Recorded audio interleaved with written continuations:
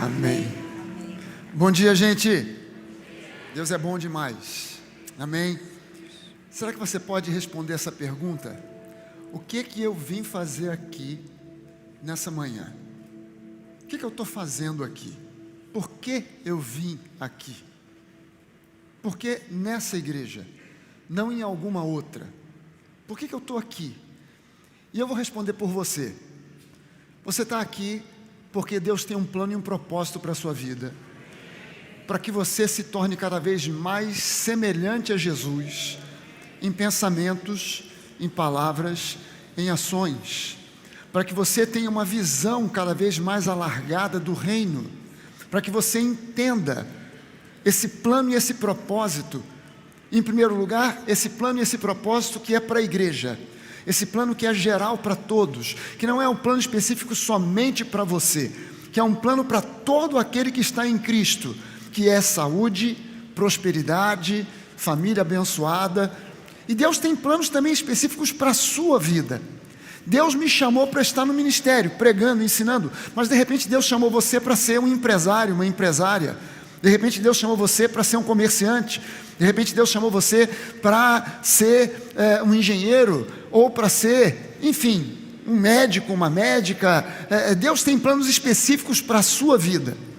E a gente está aqui para crescer nessa visão de expansão do reino, porque nós vivemos num mundo completamente alucinado e doente. Nós estamos vivendo numa sociedade cada vez mais adoentada, emocionalmente doente, psicologicamente doente, com as suas emoções completamente transtornadas por conceitos completamente distantes daquilo que é a vontade boa, perfeita e agradável de Deus.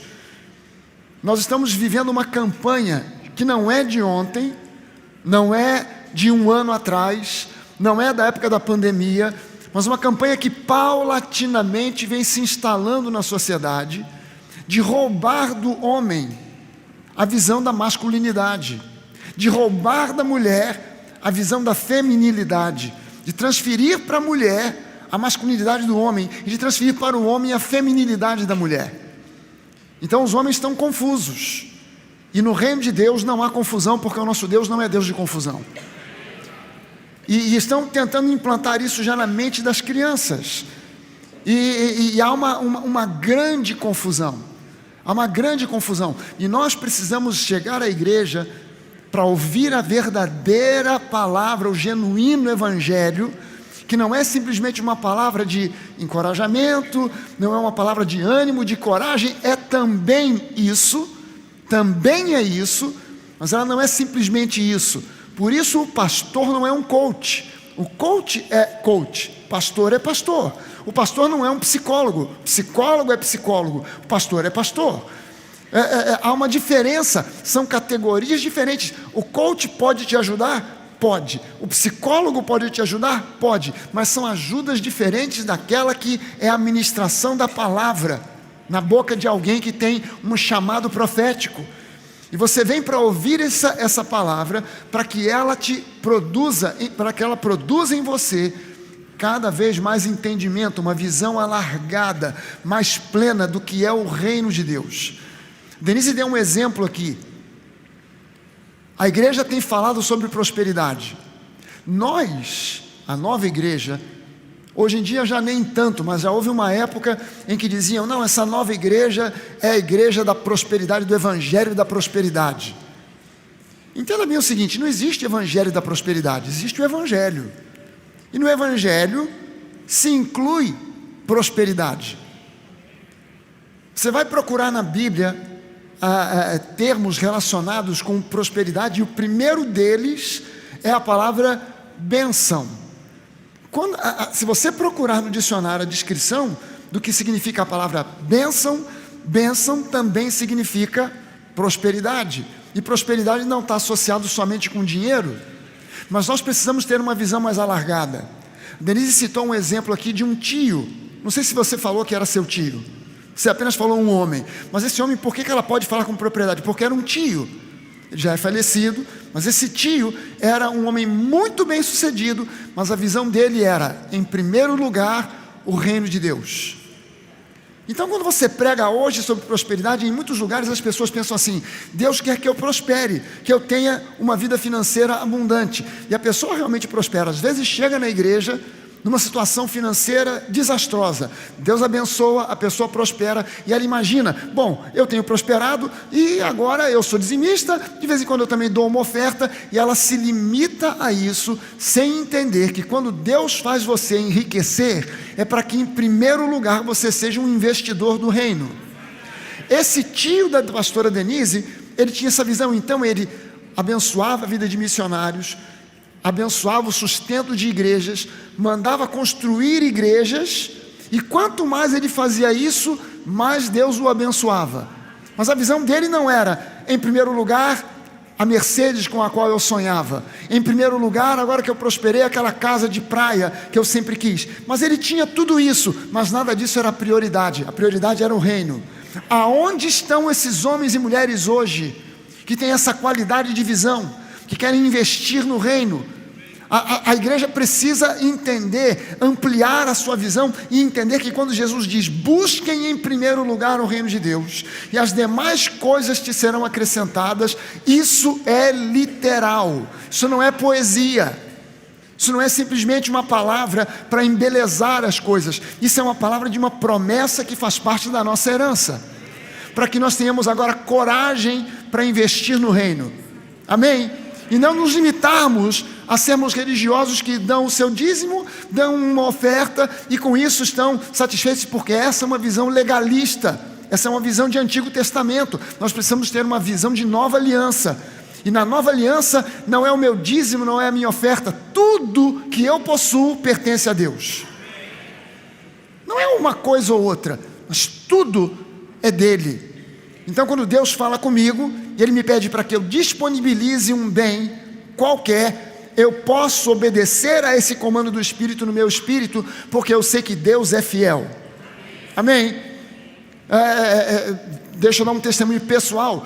Eu tinha um carro que eu adorava, aquele carro, um RAV4. Era apaixonado por aquele Toyota. Nós estávamos construindo a igreja, estávamos em fase de obra, precisávamos de dinheiro. O que eu fiz? Vendi o meu carro pelo dobro do preço, através de uma rifa. Então na rifa não pesou para ninguém. Alguém ganhou o carro, eu fiquei sem. Eu marquei um encontro com uma pessoa, naquele período, eu marquei um encontro com uma pessoa, um rapaz muito rico. Esse rapaz estava tomando umas decisões muito malucas na vida dele, decisões que eu considerava decisões erradas, e ele pediu um encontro comigo. Eu fui encontrar com ele num café, e eu fui como? Eu fui de bicicleta. E quando ele me viu chegar de bicicleta, ele falou: está exercitando, pastor? Falou: não, é o meu meio de transporte agora, porque o meu carro virou tijolo, o meu carro virou cimento, o meu carro virou telhado, o meu carro virou lâmpada, o meu carro virou material da obra da igreja. Deus não me deixou faltar nada. Deus não me deixou faltar nada.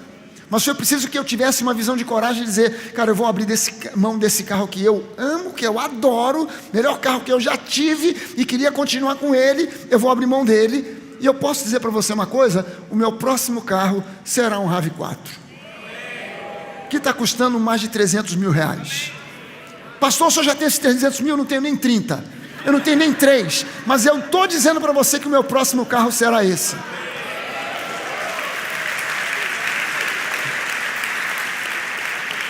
Mas por que, pastor, seu carro hoje é ruim? Não, é um Renegade. É um Renegade. Motor turbo, diesel, sobe pelas paredes. Está satisfeito com ele? Estou, mas eu quero um melhor. E Deus vai me dar. Por quê? Porque a minha prioridade não é o RAV4, a minha prioridade não é o Renegade, a minha prioridade é o reino de Deus. Ah, mas você é pastor. Eu sou gente de carne e osso igualzinho a você. Igualzinho a você. Eu vivo pela fé. E o convite para você da Bíblia é: o justo viverá pela fé. Você é homem, recupere a visão da masculinidade que a Bíblia te oferece. Você é mulher, recupere a visão da feminilidade que a Bíblia te oferece. Leia aquilo que a Bíblia fala sobre a mulher virtuosa e diga: é essa mulher que eu quero ser. Se você apresentar isso para uma mulher do mundo, ela vai dizer: você está maluca? Essa mulher aí é uma mulher de 1000 anos atrás. O mundo evoluiu, o mundo andou. Pois é, o mundo andou, mas Deus não mudou. A palavra não mudou. E se você se tornar aquela mulher virtuosa, eu garanto para você uma coisa: ainda que você esteja solteira, com mais de 40 anos de idade, não vai faltar uma fila de homens querendo casar com você. Você vai poder escolher: esse eu não quero, é feio; esse eu não quero, é pobre; esse eu não quero, é esquisito; e eu quero é aquele ali.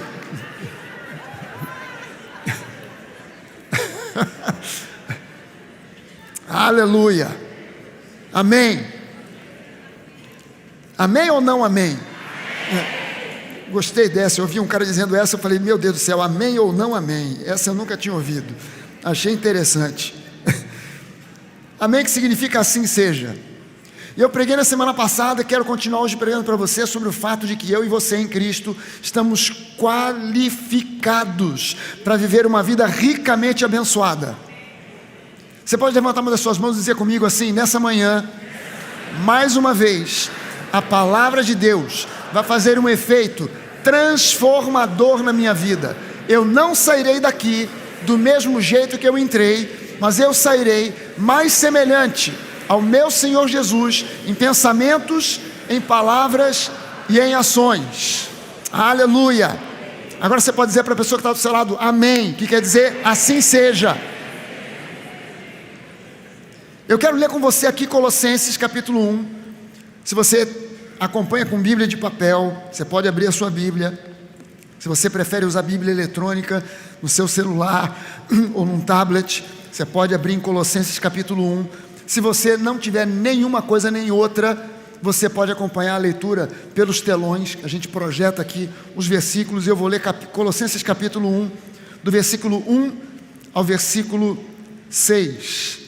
E Paulo aqui, ele começa dizendo: Paulo, apóstolo de Cristo Jesus, pela vontade de Deus, e o irmão Timóteo, não pela vontade de homens, não fui ordenado por Pedro, por Tiago, por João, mas eu fui chamado pelo próprio Deus. E Paulo fala isso aos Colossenses, porque essas cartas que Paulo escreve, 1 Coríntios, 2 Coríntios, Efésios, Romanos, Colossenses, Gálatas, todas as epístolas, elas são na verdade epístolas que foram escritas para combater os falsos mestres que entravam nas igrejas com falsas doutrinas. E a primeira coisa que esses falsos mestres faziam era desqualificar Paulo. Não, esse Paulo não é apóstolo coisa nenhuma, ele é um falso mestre, ele é um falso profeta.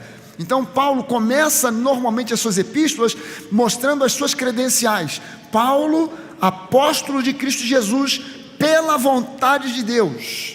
E também em associação com o irmão Timóteo, aos santos e fiéis irmãos em Cristo que estão em Colossos. Que a graça e a paz de Deus nosso Pai estejam com vocês.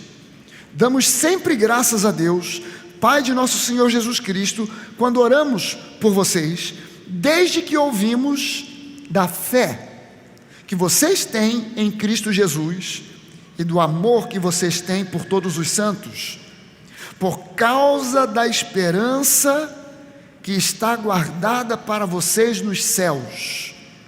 Desta esperança, vocês ouviram falar anteriormente por meio da palavra da verdade do Evangelho, que chegou até vocês.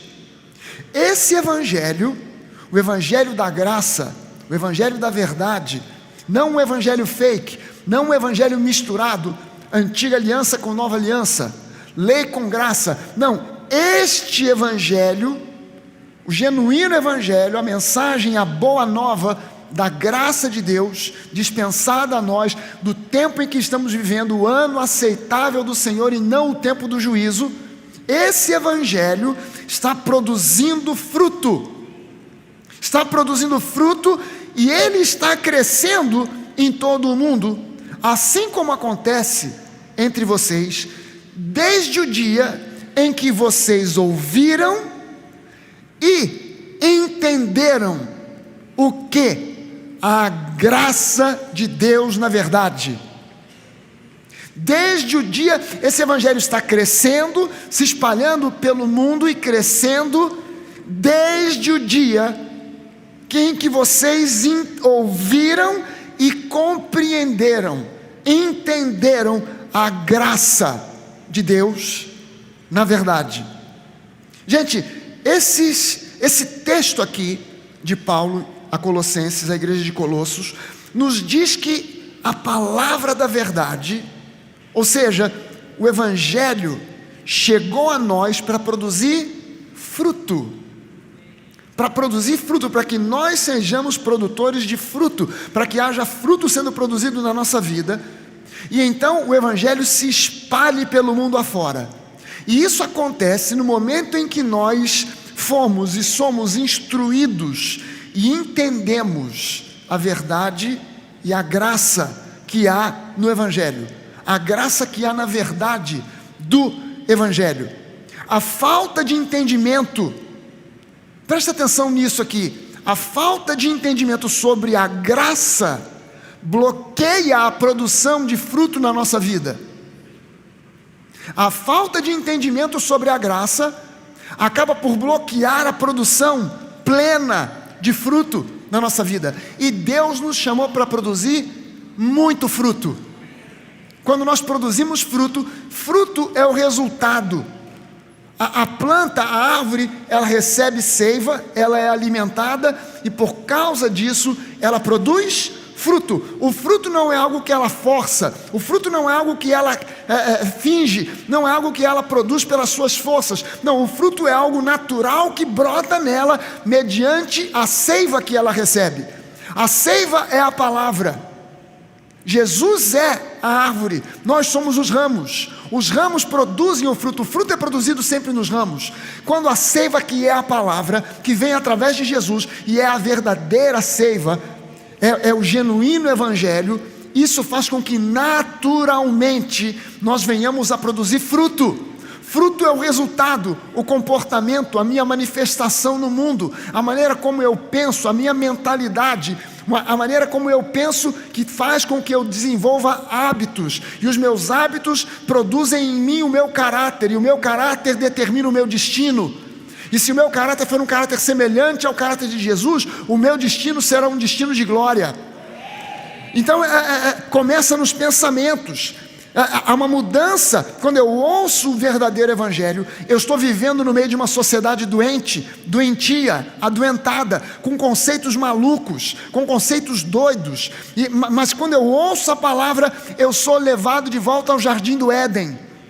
O mundo está vivendo fora do jardim do Éden, vivendo ainda no velho Adão. Eu e você estamos vivendo agora no último Adão, em Cristo. E Jesus veio para que nós agora retornássemos à condição do jardim do Éden, ou seja, para que nós tenhamos a nossa vida revestida da glória de Deus. Todos pecaram e ficaram destituídos da glória de Deus, mas em Cristo a glória de Deus voltou a nós. A glória de Deus tem um nome, chama-se o Espírito Santo de Deus, que está em nós e sobre nós. Então agora nós temos a volta da glória, nós voltamos a esse estado, e esse estado que Adão possuía de comunhão com Deus, em Cristo sofreu um upgrade. Nós não estamos na mesma exata condição de Adão, nós estamos numa condição melhor do que Adão antes do pecado. É assim que Deus nos vê, assentados com Cristo em lugares celestiais, cheios, revestidos da glória de Deus. Então agora se eu não entendo sobre a graça, eu não entendo a dispensação que eu vivo hoje, e faço uma mistura de graça com lei, isso vai produzir em mim um bloqueio para a genuína produção de fruto, o fruto do Espírito, o caráter de Jesus, a manifestação da minha vida no mundo. Eu não tenho que fugir do mundo, eu tenho que me aperfeiçoar em Cristo, para que no mundo eu seja imagem e semelhança dele. Amém? Se eu continuar um pouco adiante agora em Colossenses 1, agora no versículo 9, e eu vou ler agora do 9 ao 12, Paulo diz assim: por essa razão, em função disso que acabei de falar para vocês, também nós, desde o dia em que soubemos disso, não deixamos de orar por vocês e de pedir que vocês transbordem do pleno conhecimento da vontade de Deus, em toda sabedoria e entendimento espiritual, e dessa maneira então vocês poderão viver de modo digno do Senhor, para o seu inteiro agrado, frutificando em toda boa obra e crescendo no conhecimento de Deus. Assim vocês serão fortalecidos com todo o poder, segundo a força da sua glória, em toda a perseverança e paciência, com alegria, dando graças ao Pai que os capacitou a participar da herança dos santos na luz. Bom, o versículo 12 fecha aqui, dizendo que o Pai já nos capacitou para desfrutarmos daquilo que foi conquistado por Jesus na cruz do Calvário, que até então eram promessas, mas que agora para nós não são simplesmente promessas, são agora a nossa herança. Eu já expliquei aqui a diferença entre promessa e herança. Nós não temos simplesmente promessas. O que temos da parte de Deus hoje, em Cristo, na nova aliança, pela graça, é uma herança. Uma promessa é algo que eu almejo alcançar. Uma herança é algo que eu já posso desfrutar. Uma promessa é um pai que promete ao seu filho, dizendo: meu filho, no Natal, em dezembro, eu vou comprar uma bicicleta nova para você. Papai Noel vai trazer para você uma bicicleta. A criança começa a sonhar com a bicicleta, ela fala da bicicleta para os amigos, ela diz que o pai prometeu a ela uma bicicleta, mas ela não tem a bicicleta, ela tem apenas uma promessa. A promessa faz com que ela sonhe, com que ela pense, com que ela fique em expectativa, mas ela não tem a bicicleta para desfrutar. Mas no dia 24 de dezembro, na noite de 24 para 25, quando ela acorda, ela encontra no quarto a bicicleta. O que ela tem agora não é mais uma promessa, o que ela tem agora é a concretização da promessa. Ela pode montar na bicicleta e desfrutar do prazer da bicicleta. Até então ela só tinha um sonho, uma promessa. Agora ela tem algo real e concreto. É assim com as promessas de Deus para nós. Nós já não temos simplesmente promessas, nós temos hoje uma herança para ser desfrutada. E a gente precisa aprender a dar graças ao Pai que nos capacitou para desfrutar dessa herança.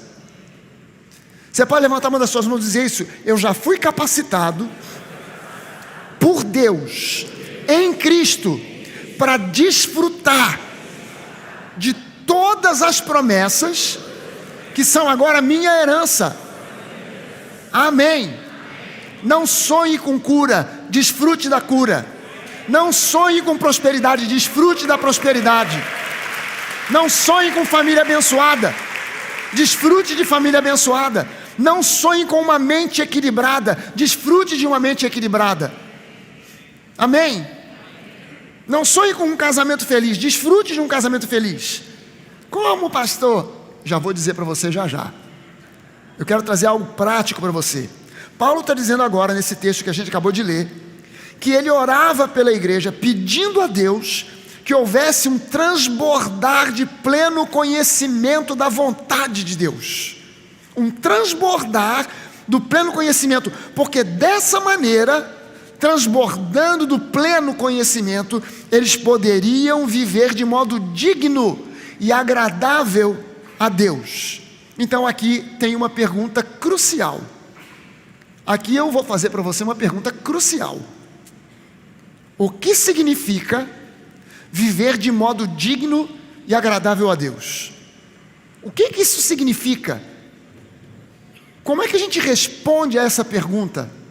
O que é que significa viver de modo digno e agradável a Deus? Se você perguntar isso para o pastor religioso de alguma denominação, de alguma outra igreja, vai vir para você uma lista de faças e não faças. Vai haver uma lista de regras, dizendo que para viver de modo digno e agradável, você tem que jejuar até o umbigo encostar na coluna vertebral. Que você precisa orar, mas não é uma oração qualquer, é uma oração que tem que ser uma oração em desespero, em agonia, com lágrimas, com petições, com muito arrependimento, com muito reconhecimento do verme que você é. e você chora, e você isso faz parte do tipo de resposta que é dado quando você pergunta o que significa viver de modo digno e agradável a Deus. Gente, aqui Paulo só fala de duas coisas que ele nesse texto diz para nós. A resposta já está no texto, e Paulo diz para nós duas coisas: como é que eu vivo de modo digno e agradável a Deus? Número 1, frutificando em boas obras. Frutificando em boas obras. As minhas boas obras não são para alcançar o favor de Deus, mas elas são o fruto do fato de Deus ter me alcançado. As boas obras da minha vida não são um esforço que eu faço para produzir boas obras, para que então Deus se agrade de mim. Não. É o resultado, como Deus já se agradou de mim, como eu tenho a glória de Deus, o Espírito Santo habita em mim, Ele está sobre mim, eu agora produzo boas obras que são frutos. Frutos não são resultado de esforço, frutos são resultado de uma alimentação. É a seiva, é o solo onde eu estou plantado. Eu estou plantado no solo da graça. Então a seiva que vem é a palavra da graça, é a palavra da fé, e isso produz boas obras, naturalmente, não para provar alguma coisa, mas porque é inevitável. Se você nasce de novo de fato, é inevitável que as boas obras apareçam, porque é natural, faz parte do dia a dia. Amém? Segunda coisa, viver de modo digno e agradável a Deus. A segunda coisa que Paulo diz é crescer cada vez mais no conhecimento de Deus. Crescer no conhecimento de Deus implica em crescer no conhecimento do que é ágape, o amor incondicional, porque Deus é ágape. Deus não tem ágape, Deus é ágape. João descreve Deus dizendo: Deus é amor, ágape, o amor incondicional, sobrenatural que Deus tem por nós. Mas crescer no conhecimento de Deus também é crescer no conhecimento da graça. Por quê? Porque a graça é subproduto do amor. Graça, charis, no grego, é subproduto de ágape. Qual é a definição de graça? Graça é favor imerecido. Por que o favor é imerecido? Porque o amor é incondicional. Se o amor fosse condicional, então o favor já não seria imerecido, nem seria favor, seria agora simplesmente um recurso, uma recompensa. Eu obedeci, eu cumpri a lei, eu obedeci os mandamentos, então agora eu tenho o direito de ser abençoado, porque eu fiz a boa obra. Não. Assim funcionava na lei, assim funcionava na antiga aliança. Eu estou na nova aliança, não na antiga aliança. Então agora não é a minha obediência que me leva a ser abençoado, porque sou abençoado, isso me leva a obedecer. Obediência na nova aliança é fruto, não é raiz. Em muitas igrejas a obediência ainda é tratada como raiz, mas a obediência como raiz é esforço, é força, é frustrante, traz sobre você peso. E se você cair na mão de um pastor manipulador, meu Deus do céu, você vai ser cobrado de obediência todo dia, de manhã, de tarde e de noite. E a obediência muitas vezes chega a extremos. Você tem que ser obediente. Eu sou ungido de Deus, então eu estou convocando você para lavar o meu carro, e você, minha querida, para ir lá em casa lavar a louça, para que você mostre obediência ao pastor. E quando você cai na mão de uma... Gente, é chocante, mas eu tenho que dizer para você, eu conheço uma psicóloga, que é a esposa de um pastor. Esse pastor foi ordenado no mesmo dia que eu, também é meu xará, Maurício. 2 Maurícios ordenados no mesmo dia, é muito Maurício por reino de Deus, numa tacada só. E a esposa dele psicóloga, e ela foi convidada pela denominação para, a partir de uma determinada data, eles disseram: olha, a partir de agora, todo candidato ao ministério, todos os pastores que indicarem alguém para ser ordenado como pastor, vai ter que passar primeiro por uma avaliação psicológica com a nossa psicóloga. A avaliação era simplesmente uma avaliação, não era para dizer está aprovado para ser ordenado ou reprovado. Ela fazia a avaliação, botava por escrito, mandava para o pastor sênior, E o pastor olhava, avaliava e fazia o que quisesse. E aí um dia ela me disse uma coisa que eu não tinha nunca refletido a respeito disso. Ela disse: todo serial killer é um psicopata. Disso eu já sabia. Aí ela me disse: mas nem todo psicopata é um serial killer. Eu disse: é mesmo? Ela falou: existem gradações diferentes de psicopatia. E aí ela me disse aquilo que me chocou. Ela disse: eu já fiz a avaliação de vários pastores em quem eu identifiquei um psicopata. E qual é o problema do psicopata? O psicopata, ele pode não ser um serial killer, mas ele não se importa com os seus sentimentos, porque ele manipula. Agora você imagina um sujeito desse liderando uma igreja. Se você começar a pensar e lembrar de certos pastores que você já conheceu, você vai dizer: ih, rapaz, não é que o pastor fulano era mesmo meio matusquela, agora eu estou identificando. O cara tinha uma psicopatia num determinado grau, que eu não sei qual era, mas se mandasse para o psiquiatra, se mandasse para o psicólogo, ia ter que tomar um remedinho. Hã? Alô? E quando você cai na mão de um desses manipuladores, a obediência se torna o alvo número 1. Jesus fica de lado e a sua obediência é o que mais importa. Mas a obediência na nova aliança é fruto, não é raiz. E você obedece sem fazer força, sem nem saber que está obedecendo, sem nem perceber isso. Frutificar boas obras e crescer cada vez mais no conhecimento de Deus, que é crescer no conhecimento do amor e da graça.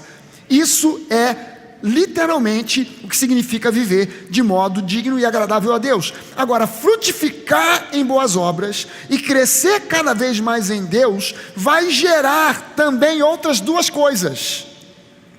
Número 1, sermos fortalecidos com poder. Sermos fortalecidos com poder segundo a força da glória do Pai. E número 2, sermos aumentados em perseverança, paciência e alegria.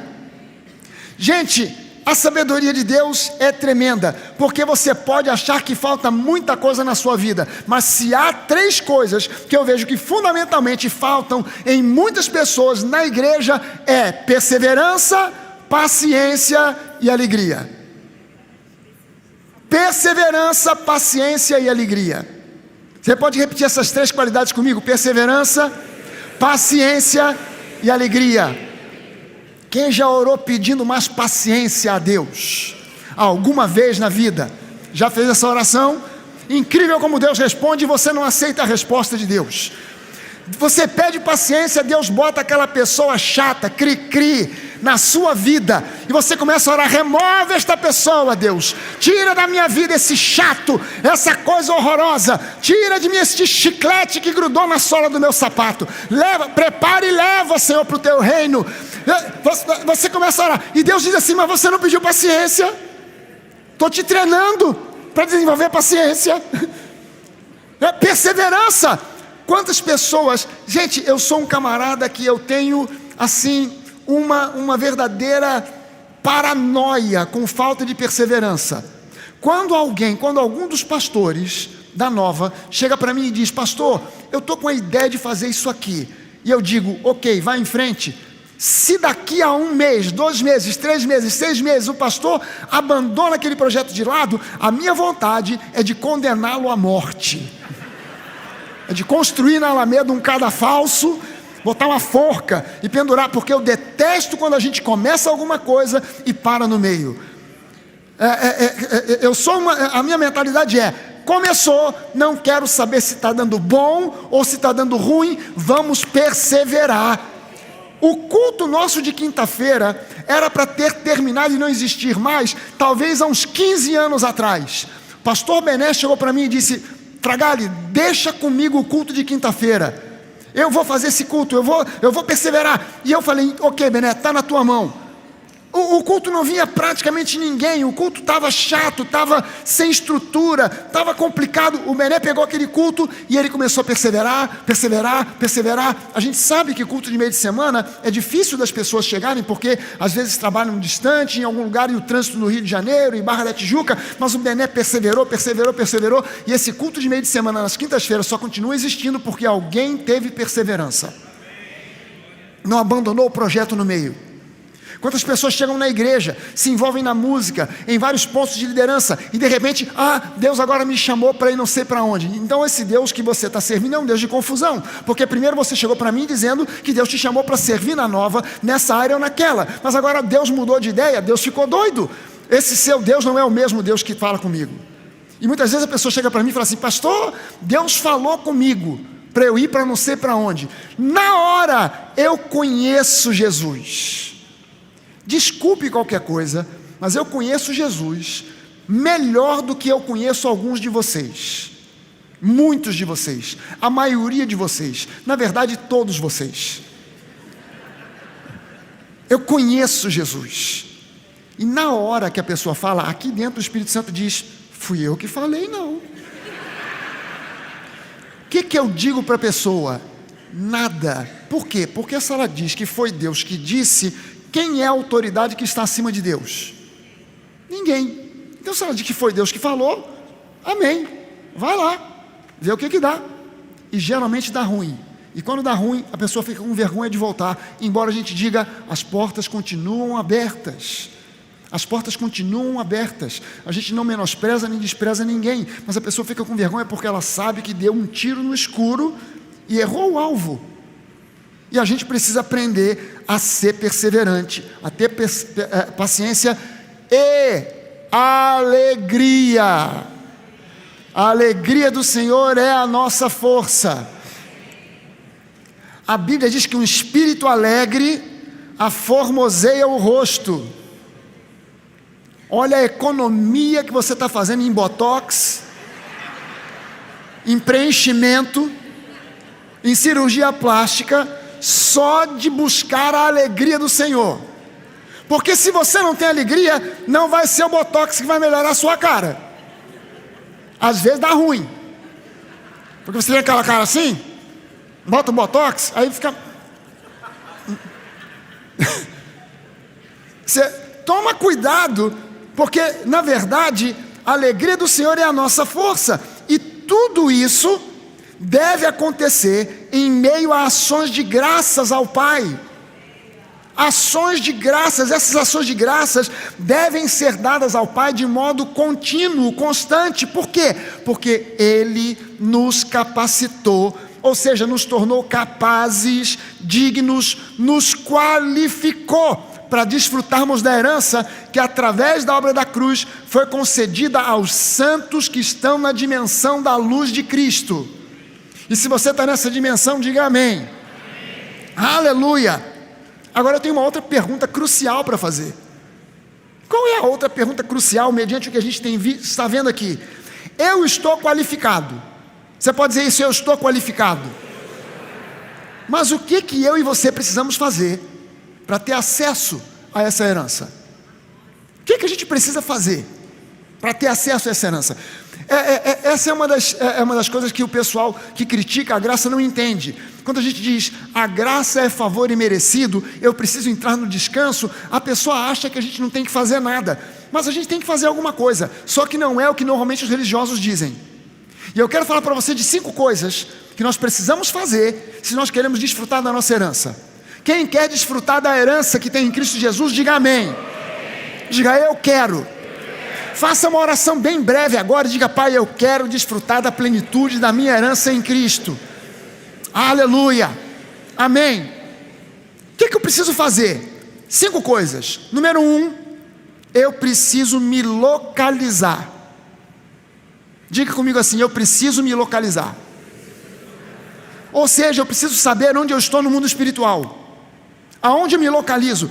1 João capítulo 1, versículo 7, diz assim: se andarmos na luz, como Ele está na luz, mantemos comunhão uns com os outros, e o sangue de Jesus, seu Filho, nos purifica de todo pecado.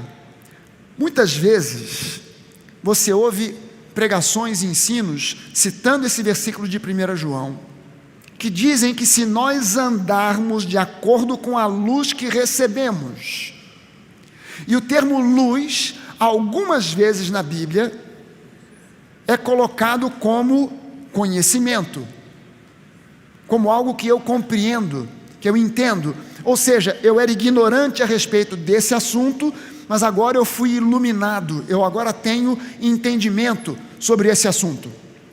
E muitas vezes esse texto de 1 João é citado que se nós andarmos de acordo com a luz que recebemos, então nós seremos purificados, abençoados, etc e tal. Só que isso é um erro. E é um erro por quê? Porque a questão aqui, em 1 João, nesse texto de 1 João 1,7, a questão aqui não se refere a como você anda, mas sim aonde você anda. O termo aqui, quando ele fala se andarmos na luz, não é como eu ando, mas aonde eu ando. Onde eu estou andando e não como eu estou andando. O termo aqui, se andarmos na luz, no grego, essa palavra na, esse simples termo na, N-A, no grego é N de Nair. N significa dentro, entusiasmado, entusiasmo, dentro. Entusiasmo literalmente significa dentro de Deus, enteo, entusiasmo dentro, theo, Deus, em Deus, entusiasmo, uma pessoa entusiasmada. Quando a gente diz que alguém é entusiasmado, a gente está dizendo que essa pessoa está em Deus, está dentro de Deus e Deus está dentro dela. Então quando João fala aqui, se andarmos na luz, ele está dizendo se andarmos dentro da luz, na dimensão da luz, na luz. É como se agora nós fôssemos parte da própria luz. Não é simplesmente que eu estou debaixo de uma luz, como eu estou agora debaixo dessa iluminação. Não é isso. É como se eu fosse parte da lâmpada. Jesus disse para mim e para você: vocês são a luz do mundo. Jesus não disse vocês estão na luz. Ele disse vocês são a luz do mundo. Vocês são a luz do mundo. Vós sois a luz do mundo. Ele não colocou simplesmente vocês estão debaixo da minha luz. Estamos também. Mas o fato é que hoje, aos olhos de Deus, nós somos parte da lâmpada. Nós somos parte daquilo que produz a iluminação. A questão aqui não se refere a comportamento, mas sim a um local, um reino. De modo geral, se interpreta luz como sinônimo de informação, conhecimento, mas o termo luz desse versículo não tem nada a ver com conhecimento, não tem nada a ver com informação, mas sim com uma localidade. Eu estou na luz e não estou mais nas trevas. Será que você que está em Cristo pode levantar uma das suas mãos e dizer isso junto comigo? Eu hoje estou na luz, não mais nas trevas. E Jesus me classificou como luz do mundo. Aleluia! Hoje nós estamos na luz, não porque não temos pecado algum, mas por causa da plenitude do trabalho completo de Jesus a nosso favor na cruz do Calvário, aonde Ele destruiu a natureza pecaminosa e removeu todos os nossos pecados. Lembre-se sempre disso. Jesus não foi à cruz primariamente para remover os nossos pecados. A remoção dos nossos pecados é uma consequência da obra primária, fundamental que Ele fez, que foi destruir, aniquilar a natureza pecaminosa, a fonte do pecado na nossa vida. Levante mais uma vez a sua mão e diga comigo assim: eu já não tenho a natureza pecaminosa, mas agora possuo a natureza do próprio Deus, Zoe, vida e vida em abundância. Aleluia! Amém, gente? Você está entendendo isso? Cara, eu acho que você não deve estar entendendo, porque se você estivesse entendendo, você já tinha levantado essa cadeira e saído correndo por aí. Porque você tem a natureza do próprio Deus. Entenda bem o seguinte, Deus poderia ter te salvado, mas deixando você com a velha natureza. Ele podia dizer, cara, vocês não são dignos de que a minha natureza gloriosa, majestosa, esteja habitando em vocês, mas Deus é tão gracioso, tão bom, tão amoroso, que Ele fez a sua natureza habitar em nós, e mudou a nossa condição de pecadores para santos, mudou a nossa condição de trevas para luz, nos transportou para um novo reino, e nos olha de uma maneira diferente daquilo que nós éramos. Uau, como Deus é bom! Como Deus é bom, alguém pode dizer isso? Como Deus é bom, aleluia. Mas ainda tem mais, porque aqui em 1 João, no capítulo 1, no versículo 7, ele diz, se nós andarmos na luz, como parte da luz, não simplesmente tendo conhecimento e entendimento da luz, do conhecimento, mas também sendo parte da luz, como Ele está na luz, como Ele é luz, nós mantemos comunhão uns com os outros. E agora a segunda parte, e o sangue de Jesus, o seu Filho, nos purifica de todo pecado. Reparou que ele não disse de todos os pecados, mas de todo pecado, nos purifica da natureza pecaminosa. Hamartia, não mais hamartano simplesmente. Hamartano são os pecados, as ações. Mas agora nós fomos purificados plenamente. Ele nos purifica. Esse verbo purificar, eu estou chamando a sua atenção para o verbo purificar aqui nesse texto, porque ele diz, e o sangue de Jesus, o seu Filho, nos purifica de todo pecado. O verbo purificar, no grego, é catarizo. Catarizo vem de kata. Kata é a raiz grega de palavras como cataclisma. O que é um cataclisma? É um fenômeno meteorológico de um furacão, um vendaval, uma chuva que vem com granizo, com ventos de 150 km por hora, que arrasa e destrói tudo. Há pouco tempo na Flórida houve um cataclisma. Um dos nossos rapazes aqui da igreja, que está morando lá, ele mandou para nós uma foto aérea da cidade como era e depois do cataclisma. Não tinha nada, não sobrou nada. Houve um arraso, aquele vendaval, aquele furacão que passou ali, arrasou com tudo, destruiu tudo. E a palavra que Paulo usa aqui é catarizo, ou seja, é um verbo. É um verbo, catarizo é um verbo. E esse verbo, presta atenção nisso, ele está no presente contínuo. Quando diz aqui, e o sangue de Jesus nos purifica, esse termo aqui, no grego, é um verbo que está no presente contínuo. Presente contínuo é algo que é presente agora, e que agora continua presente. Um presente descontínuo é algo que agora é presente, mas amanhã é passado. Mas o verbo aqui está no presente contínuo, ou seja, ele é uma realidade presente sempre, a cada segundo, a cada milésimo de segundo. Presente contínuo, catarizo. Ou seja, eu vou ler para você aqui o sentido pleno do original de 1 João 1,7, porque aqui o que Pedro está dizendo para nós é que nós estamos constantemente, debaixo de um fluxo do sangue de Jesus, e o sangue de Jesus nos purifica continuamente, constantemente. Eu não tenho como retornar à condição de pecador, porque eu fui lavado pelo sangue de Jesus, e eu continuo continuamente, constantemente, debaixo de um fluxo do sangue de Jesus.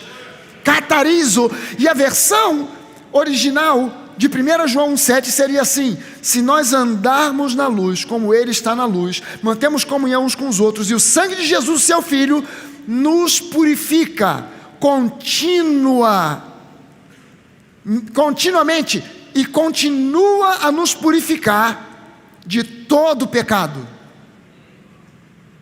O sangue de Jesus nos purifica e continua a nos purificar continuamente, constantemente de todo pecado.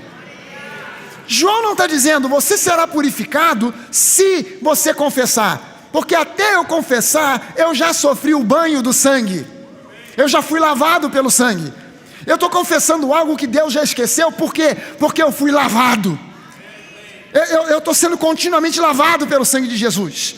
Então, Deus não espera a minha confissão de pecados, Ele continua, não é um chuveiro que Deus fecha, dizendo, olha, você pecou, fecha aí o chuveiro, acaba com o fluxo, até que ele confesse. Confessou, abre a torneira. Não, você está continuamente, constantemente debaixo de um fluxo. O diabo não quer que você saiba disso, não quer que você entenda isso, e ele quer que você viva constantemente debaixo de um peso de acusação e condenação. Essa é a vontade boa, perfeita e agradável do capeta. Que você continue, contínua e constantemente debaixo de um fluxo de condenação, de acusação. Mas a vontade boa, perfeita e agradável de Deus para a sua vida se chama metanoia. E metanoia é mudança de mente. Reconheci que eu errei, não é que eu precise de mais perdão, eu estou debaixo de catarizo. Eu sou purificado contínua e constantemente. O que Deus espera de mim agora não é meramente uma confissão. Eu fiz. Porque quando você diz, Deus, eu fiz isso, Deus diz, eu sei.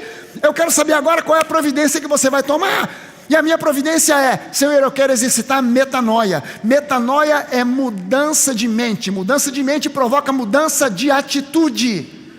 No momento em que eu penso de um jeito diferente, cara, eu entendo que eu errei, eu entendo que eu pisei na bola, então eu não vou continuar nessa direção, eu vou me converter. E converter-se é uma guinada de 180 graus. O problema é que tem muito crente que ao invés de dar uma guinada de 180, dá uma guinada de 360.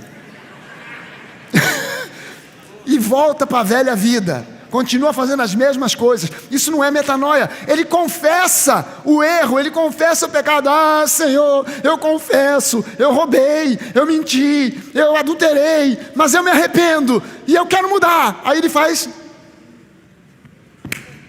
e vamos em frente. Não. Eu reconheço que eu pisei na bola, eu reconheço que eu menti, eu adulterei, eu sei lá, o diabo a quatro, e eu quero mudança. Eu faço uma guinada de 180 e vou na direção da cruz do Calvário.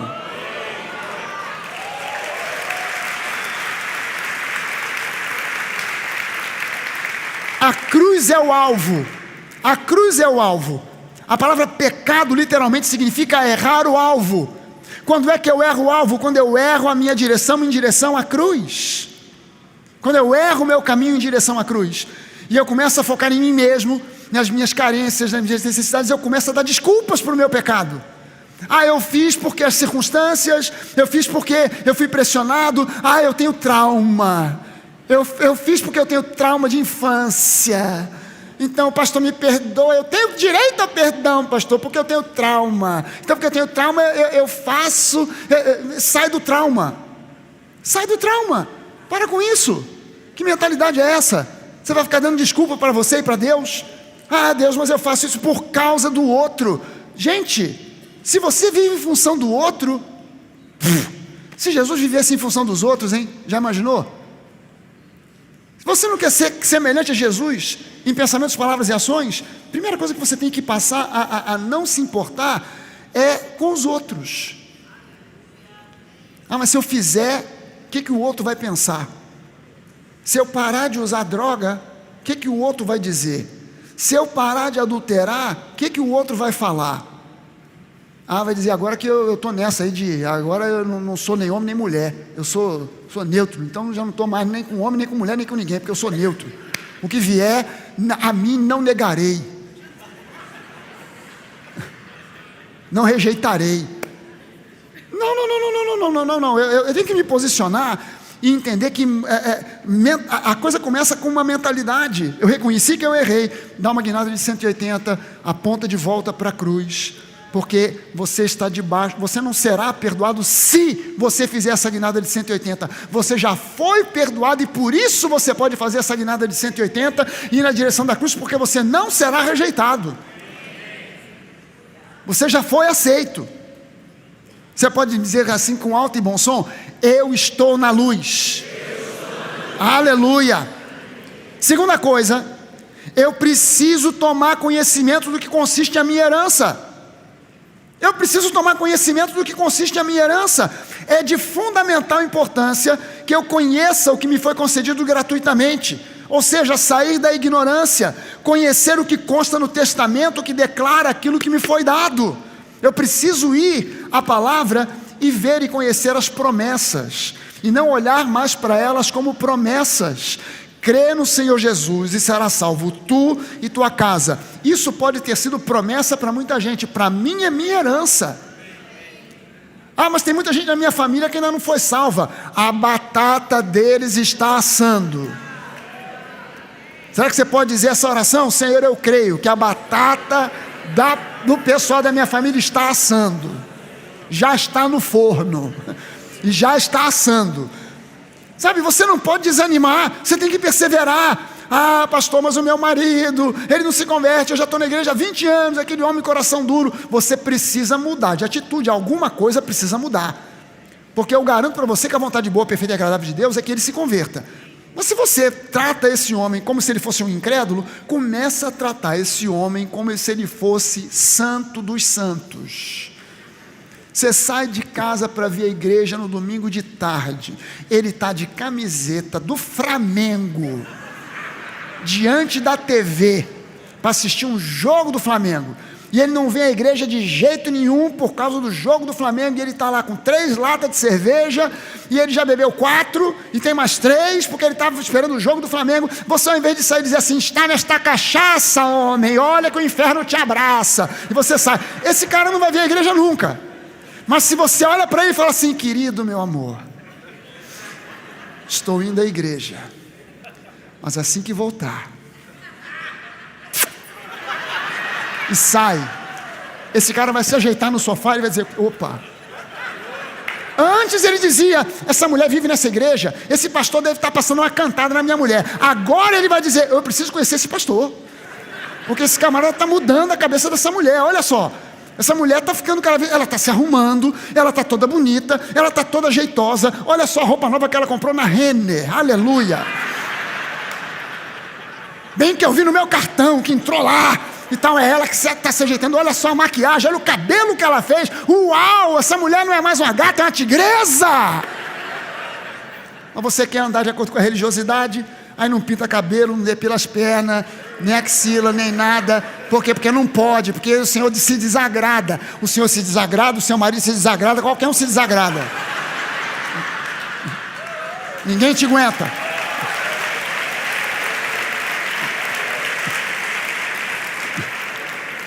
Você precisa conhecer o que te foi dado, encontrar as promessas. Você tem que fazer da Bíblia como um minerador, como alguém que está buscando ouro. Vai para um rio, para um riacho, pega aquela bacia e começa a pegar o cascalho para achar ouro. E de vez em quando acha uma pepita. Você precisa ir à Bíblia como quem está procurando pepitas de ouro para encontrar as promessas. Abraão, em ti serão benditas todas as famílias da terra. Isso é promessa para mim, é minha herança. Quando eu oro dizendo lá que pelas pisaduras do Senhor eu fui sarado, isso não é promessa para mim, é minha herança. Então eu oro e não tenha medo de orar com ousadia. Senhor, isso me pertence, eu não aceito mais a enfermidade, eu não aceito essa doença tentando minar a minha vida. Eu, em nome de Jesus, eu proclamo saúde plena, desde a planta dos meus pés até o topo da minha cabeça. Eu não aceito mais esse sintoma, eu não aceito essa dor, eu não aceito mais esse caroço, eu não aceito mais esse tumor, eu não aceito mais esse diagnóstico, em nome de Jesus.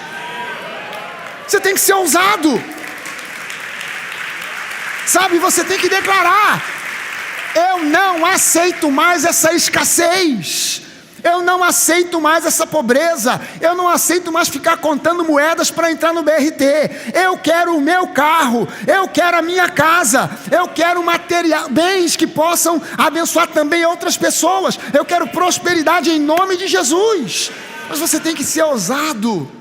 Você tem que ousar tomar conhecimento da sua herança. Você precisa ir à Bíblia e encontrar aquilo que é a boa, perfeita e agradável vontade de Deus para a sua vida.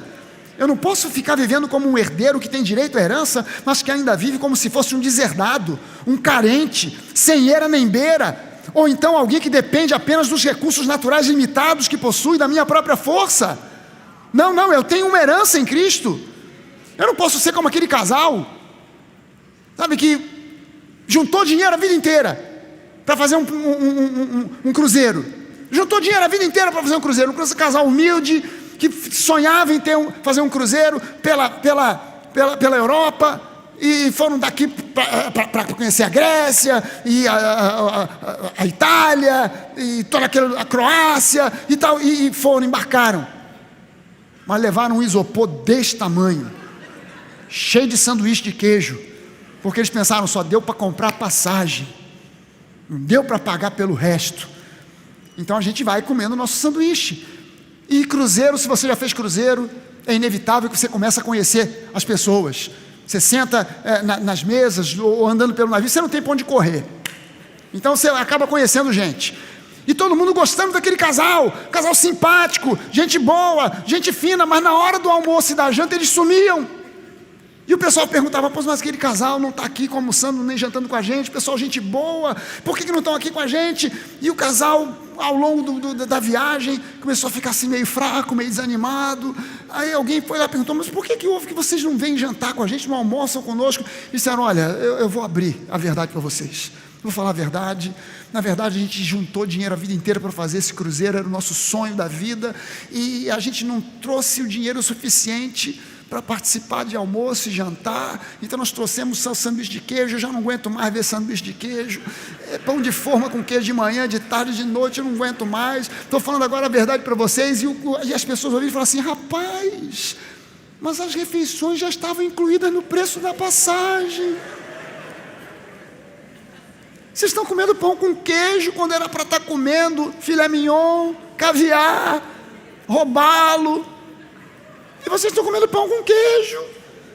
Meu irmão, tem gente que está na igreja, tem direito a comer filé mignon, robalo, caviar, e está comendo pão com queijo, porque não toma conhecimento daquilo que é seu em Cristo, e não toma posse da sua herança. Levante uma das suas mãos e diga isso comigo assim: eu preciso tomar conhecimento do que consiste a minha herança, que foi concedida a mim gratuitamente, através da minha inserção legítima na família de Deus. Terceira coisa, eu preciso crer. Eu preciso crer. Não adianta catar as promessas, olhar com desconfiança. Eu preciso crer. Veja bem o seguinte: as minhas práticas do dia a dia são o resultado das minhas crenças, são o fruto, não a raiz, mas o fruto. Aquilo que eu creio é como eu vou me comportar no meu dia a dia. O meu comportamento no dia a dia é o fruto das minhas crenças. Preste bem atenção nisso. Observe bem as suas ações e reações, e comece a entender que tudo isso é o fruto de crenças que estão enraizadas no seu coração. Se você reagiu de uma forma explosiva, você precisa aprender com Jesus, porque Jesus nunca reagia, Jesus sempre respondia. E a gente precisa aprender não mais a reagir, mas a responder. Responder é diferente de reagir. Alguém vem e dá um soco na sua cara, você dá um soco de volta, você reagiu. Mas alguém dá um soco e você perdoa essa pessoa, você respondeu. E a gente precisa aprender a responder, ao invés de simplesmente reagir. Por isso a gente precisa crescer em sabedoria e no caráter de Jesus, porque isso não é natural de nós humanos, mas é natural dele. Aonde eu encontro um conflito, entre aquilo que a Bíblia fala sobre a prática cristã e as minhas práticas de vida, ali existe uma área aonde existe desconhecimento e, consequentemente, incredulidade. Eu não posso crer naquilo que eu não conheço. Não tem como eu crer naquilo que eu desconheço. A Bíblia diz, por exemplo, que em Cristo eu fui liberto. Quem foi liberto aqui, você pode dizer amém? Então eu já não sou uma vítima das circunstâncias. Eu já não posso me ver como uma vítima das circunstâncias, porque eu fui liberto. Deixa eu te dar exemplos práticos aqui. Eu fui liberto da mentira.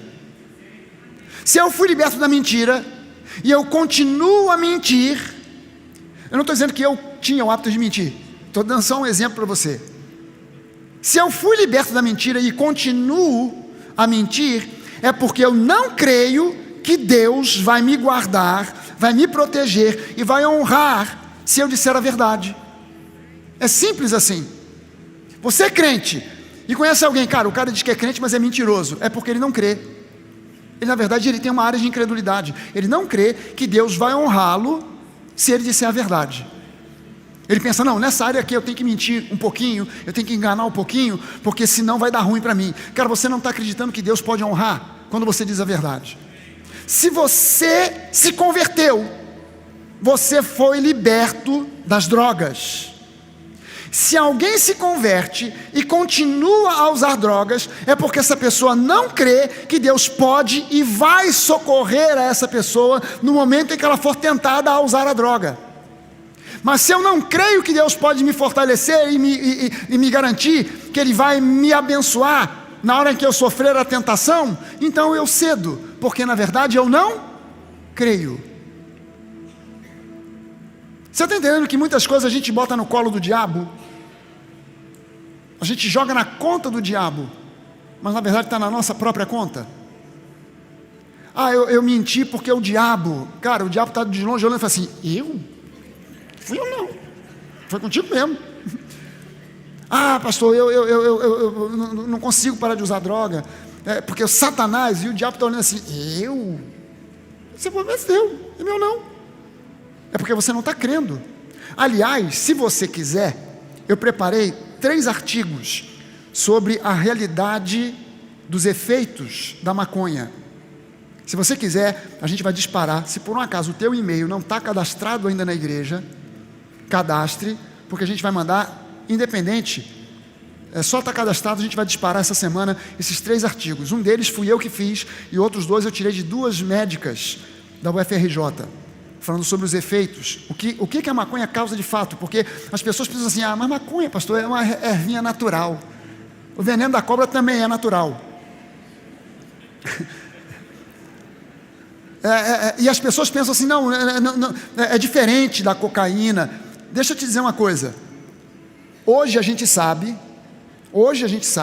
que a maconha é, entre outras coisas, um acelerador do Alzheimer. Então a pessoa fuma, pensando assim, é só uma erva. Daqui a pouco você não vai lembrar nem o que é erva. Então, você está entendendo que o mundo quer mandar sobre nós certos conceitos. Não, mas quando eu uso a maconha, eu fico mais calmo. Não, você não fica mais calmo, você simplesmente fica mais down, porque os neurônios estão sendo encolhidos. É só por isso. Não é porque você está melhorando, é porque você está piorando. Agora eu estou calmo. Você usou alguma coisa? Não, estou normal. Você não fumou hoje? Não, tem uma semana que eu não fumo.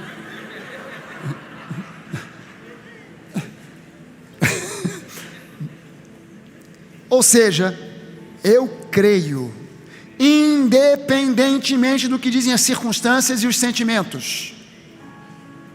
Eu creio independentemente do que dizem as circunstâncias e os sentimentos. Vontade é da alma. Eu quero, mas minha mãe me ensinou uma lição. Vontade dá e passa, aleluia. Eu creio mesmo em meio às dores da vida. Por isso eu me recuso a murmurar, porque a murmuração é uma confissão de fé negativa, é uma profecia do pior, que gera desânimo e dúvida. Então eu continuo crendo mesmo diante das possíveis perdas, porque eu confio que tudo coopera para o bem daqueles que amam a Deus. Sabe, Romanos 8:28 diz lá: nós sabemos que todas as coisas cooperam. Essa palavra, esse verbo cooperar aqui, no grego é sunurgeo. Sunurgeo é a palavra grega que dá origem à palavra no português sinergia. O que é sinergia? É uma força que, se juntando com outra, aumenta muitas vezes mais. Força se juntando com outra vira o dobro. Não, essa força junto com essa provoca uma sinergia que passa a ter uma potência 10 vezes, 100 vezes maiores do que cada uma dessas duas forças isoladas.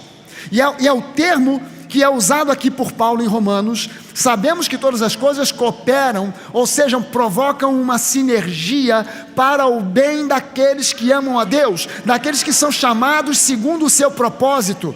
Eu vou mostrar para você uma outra versão, a versão fragaliana. Eu vou mostrar para você como é que eu traduzi esse trecho do grego para o português. Eu traduzi assim: nós estamos certos, seguros e confiantes de que todas as coisas que a vida nos apresentar, sejam positivas ou negativas, acabam atuando num somatório sinergético, cooperando para o benefício daqueles que amam a Deus, daqueles que são chamados segundo o propósito que o Pai Celestial estabeleceu para cada um deles antes da fundação do mundo. Aleluia! Quarta coisa, eu preciso aprender a dar graças constantemente. Eu preciso aprender a dar graças constantemente. Eu preciso aprender a eliminar da minha boca murmuração, reclamação, por tudo e por qualquer coisa. Eu preciso aprender a dar graças. Dar graças é um exercício, e como todo exercício precisa ser praticado, exercitado de forma intencional. Não é simplesmente quando eu ganho um presente. Você dá graças quando você recebe um presente, um prêmio, um bônus. Qualquer um dá, até o incrédulo dá, até o ateu. Dá um bônus para o ateu, ele vai dizer graças a Deus. Mas você está entendendo que precisa ser uma coisa exercitada de forma intencional, independente de circunstâncias ou sentimentos? Presta bem atenção numa coisa: eu preciso crescer. Você e eu precisamos crescer em ações de graças, ou seja, aprender a dar graças a Deus em toda e qualquer circunstância. Ou seja, eu não agradeço a Deus pelos problemas, mas eu agradeço a Deus apesar dos problemas, apesar das dificuldades, apesar da doença, apesar do problema financeiro, eu continuo dando graças. Por quê? Porque eu sei que aquele que começou a boa obra na minha vida, ele vai completá-la. Então isso é só um momento, é uma fase, é um tempo, mas isso vai mudar. Então pela fé eu dou graças a Deus, não pelo problema, mas apesar do problema. Eu não agradeço a Deus pelos sintomas, pela enfermidade, pela pobreza, pela escassez, mas apesar de tudo isso, eu continuo dando graças a Deus, porque Ele é bom, Ele é fiel, Ele é meu Pai, Ele me ama e Ele vai honrar essa postura de fé. Amém? E em quinto lugar, para a gente fechar, eu preciso aprender a desfrutar da minha herança pelo uso da fé. Eu preciso aprender a desfrutar da minha herança pelo uso da fé. Eu preciso aprender como é que a fé opera. Eu preciso aprender a exercitar a minha fé. E o exercício da fé começa com a minha confissão de fé. Eu declaro, eu confesso, eu profetizo sobre a minha vida, sobre a minha família, sobre as minhas finanças, sobre a minha saúde, tudo aquilo que Deus já declarou na sua palavra. Eu declaro tudo que Deus já declarou. Se eu vou exercitar a minha fé, eu preciso entender que a fé se expressa através de coragem e de ousadia. Coragem e ousadia são o oposto de medo e timidez. A fé é corajosa e ousada. Por isso eu digo para você que viver pela fé é viver na beirinha do precipício. Se você quiser, você pode retroceder e viver num lugar de segurança plena. Aqui você vive uma vida medíocre. Aqui você vive uma vida sem mudanças. Aqui você vive uma vida de mesmice. Mas se você quiser desfrutar do melhor de Deus, você precisa avançar e viver agora na beira do precipício e saber que no momento em que você dá um passo de fé, Deus coloca o chão debaixo do seu pé.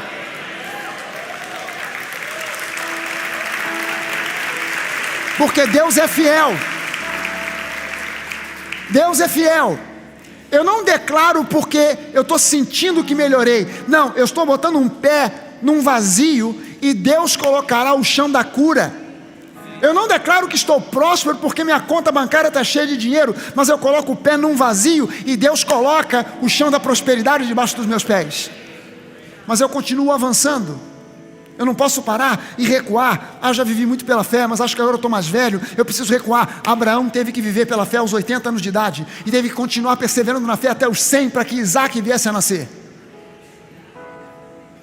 E o nome Isaac significa riso. A alegria veio depois de um tempo de choro, depois de um tempo de espera. Mas a Bíblia diz que Abraão se fortaleceu pela fé, esperando contra a esperança. A esperança natural dizia, não vai dar. Mas a esperança elpis, a esperança bíblica dizia, Deus vai cumprir aquilo que Ele prometeu. Eu preciso olhar para esse tipo de exemplo e seguir adiante, crendo que eu não posso viver com base no medo e na timidez. Então eu não posso sequer dar ouvidos a ensinos sobre maldições e outros pecados que não se resolvem jamais. Eu preciso entender que toda e qualquer maldição que conste na Bíblia ou fora da Bíblia, transmitida a nós por meio de herança familiar, ou que foi imposta a mim por algum pecado cometido, ou por algum trabalho de feitiçaria, porque crente é crente, mas continua tendo medo de trabalho de feitiçaria. Pastor, veio uma irmã de oração lá em casa, e ela disse que meu problema é porque botaram meu nome na boca de um sapo, costuraram a boca do sapo, enterraram lá no mangue, lá enfiado lá dentro, lá em Pedra de Guaratiba, e que eu preciso ir lá em Pedra de Guaratiba para catar esse sapo, abrir a boca dele, tirar o meu nome que está na boca, para quebrar essa maldição. Isso não é crente. Isso é uma pessoa supersticiosa que não confia no poder do nome de Jesus e crê mais na boca de um sapo. Meu irmão pode botar meu nome na boca do sapo, do jacaré, da girafa, do bicho que quiser. Pode fazer trabalho de, assim, botar um montão de bagulho, vela acesa, vela preta com vela vermelha.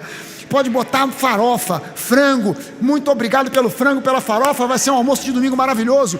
Porque eu não estou nem aí, pastor, mas botaram na minha porta. Quando eu abri a porta, eu tive um arrepio. Eu saí pela porta dos fundos, porque pela porta da frente eu tive que chamar um diácono da igreja para remover a maldição. Você não está crendo no poder de Deus. Você não crê que Jesus é maior.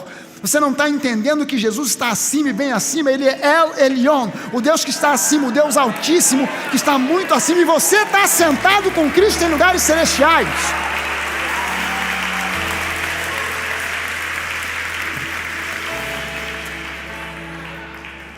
Eu preciso me lembrar de Gálatas 3,13. Jesus se fez maldição para que nós fôssemos agora herdeiros das bênçãos de Abraão. Amém, gente? Todo ensino contrário a isso tem que ser jogado fora de imediato. Lembre-se que a Bíblia diz que nós já estamos qualificados pelo nosso Pai Celeste. Lembre-se que as crenças erradas produzem resultados errados. Então eu preciso ir à palavra e crer de forma correta. Eu preciso focar na nova aliança para saber quem eu sou em Cristo, o que eu possuo em Cristo, o que eu posso em Cristo. Não posso confundir consequências de escolhas erradas com maldições hereditárias. Há pessoas confundindo. Você fez escolhas erradas e está achando que é consequência de alguma maldição. Não. Se você mudar e tomar novas decisões, o problema vai sumir, vai desaparecer, porque não é maldição alguma, é só uma decisão errada que você tomou. Se há algum tipo de maldição na igreja, são a ignorância e a incredulidade, e o remédio para isso não é quebra de maldições, mas sim o ensino continuado do genuíno evangelho que gera uma confiança inabalável em Deus e na sua palavra. Amém, gente? Vamos ficar de pé, nós vamos participar da ceia. Obrigado, Amanda. Você que por um acaso não recebeu os elementos da ceia e quer participar conosco desse momento, é só você fazer sinal. Você não é obrigado, mas você é livre para participar. Você diz assim: pastor, mas eu não sou membro dessa igreja. Não tem problema, a mesa é do Senhor, a ceia é do Senhor, não é da Nova. Pastor, mas eu não sou nem evangélico. Não tem problema, você é bem-vindo. Pastor, mas já me disseram que só o crente pode, que alguém que não é da igreja, que é de outra religião, é católico, é espírita. Não importa se você professa alguma outra religião, isso aqui não é um ato religioso, isso aqui é um ato de comunhão com o Deus Criador de todas as coisas. Então, se você deseja participar conosco, você não precisa primeiro confessar alguma coisa para participar, você não precisa estar preparado espiritualmente, com jejuns e orações para participar. Pastor, e qual é a referência que vocês têm para fazer isso com essa liberdade toda? Atos capítulo 2. Os convertidos iam de casa em casa, diariamente, não uma vez por mês, diariamente iam de casa em casa, partindo o pão. Eles tomavam suas refeições com alegria e partiam o pão, ou seja, participavam da ceia diariamente. Então o nosso convite para você é: fique à vontade e entenda, esse aqui não é um ritual evangélico, esse não é um ritual da nova igreja, esse aqui é um ato simbólico de comunhão com Deus, através do corpo representado pelo pedacinho de pão e do sangue de Jesus representado por esse cálice com um pouquinho de suco de uva. Você pode fazer a ceia na sua casa, com a sua família, ou você sozinho, porque Deus está presente lá. E quando você come desse pão, quando você bebe desse cálice, você dá graças a Deus pelo sacrifício. Você que está acompanhando a gente pela internet, a gente te convida a participar. Você está aí na sua casa, ou talvez você esteja assistindo isso de um hospital, você está internado, está precisando de que Deus faça um milagre na sua vida. Você está convidado para participar conosco nessa hora. Você pode pegar um pedaço de pão, pão de forma, pão de leite, pão francês, um pouquinho de suco de uva, ou um pouquinho de vinho, se for o caso, que você tiver em casa. Participe junto com a gente, declarando como nós declaramos aqui agora: pelas pisaduras do Senhor Jesus, pelos ferimentos realizados no seu corpo, eu fui sarado. Pelo seu sangue eu fui plenamente perdoado, e eu dou graças a Deus. Eu dou graças por essa cura, por essa libertação, por esse perdão, em nome de Jesus. Amém. Vamos comer do pão. Aleluia. Você pode beber do cálice. Eu quero convidar você agora para levantar uma das suas mãos e darmos 1 minuto de ações de graças, de louvor a Deus por aquilo que Ele já fez por nós, crendo que milagres estão acontecendo agora. Milagres estão acontecendo agora. Aleluia! Milagres estão acontecendo agora.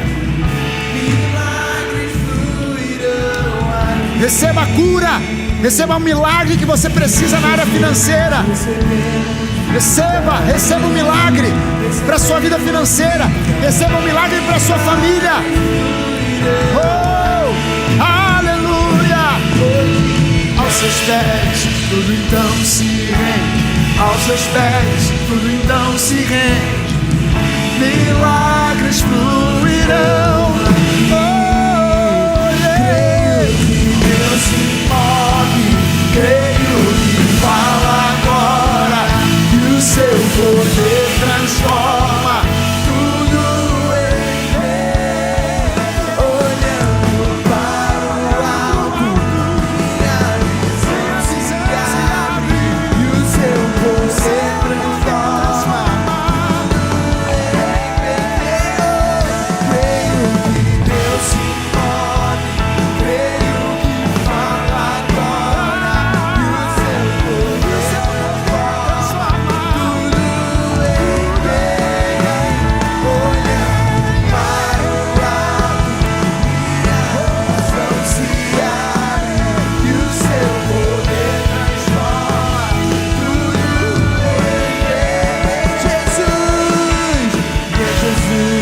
recebemos receba vida, receba sono, recebemos receba cura, restauração, libertação, vida abundante.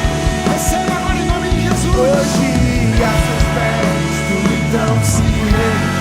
Aos seus pés, tudo então se rende.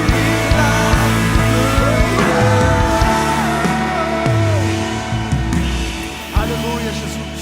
Nós te agradecemos, Pai, porque em Cristo nós temos vida abundante. Nós te agradecemos por essa manhã, pela tua palavra, pelo ensino da tua palavra, pela graça, pela nova aliança, por Jesus. Leva-nos na tua paz, e que essa semana seja uma semana de grandes vitórias e milagres para o teu povo. Em nome de Jesus, aqueles que estão presentes, aqueles que estão acompanhando pela internet, que no nome de Jesus nós possamos voltar na semana que vem trazendo um testemunho de vida vitoriosa. E todo o povo que crê, diga amém, amém. Você pode dar uma salva de palmas ao Senhor Jesus. Aleluia, amém. Glória a Deus, amém, amém. Gente, não se esqueça, culto da noite agora às 19 horas, não mais às 18, ok? Se você conhece alguém que tem o hábito de vir à noite, retransmita essa mensagem. Culto da noite às 19, não mais às 18, ok? 19 horas eu estou esperando aqui. Se você quiser voltar e trazer um conhecido, trazer um visitante, você é mega bem-vindo. Deus abençoe, valeu!